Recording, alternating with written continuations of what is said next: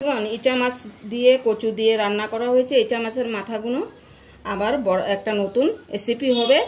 এটাকে মিক্সচার গ্রাইন্ডারে নিলাম, চাল নিলাম, ভিজিয়ে রাখলাম, চাল ভিজিয়ে রেখে মাথাগুলো দিলাম, দিয়ে এখন পেস্ট করব। পেস্ট করে তারপরে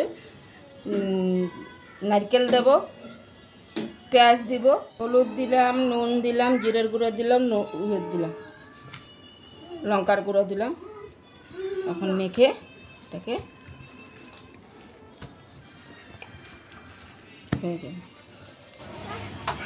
তেল দিলাম। এখন তেল গরম হয়ে আসছে, আমরা বড়া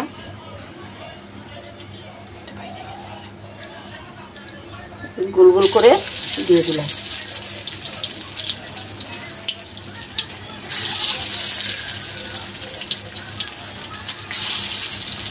তারপরে লাল লাল হয়ে আসলে নামিয়ে নেব। ওই পিঠ এই পিঠ আমাদের বড়া হয়ে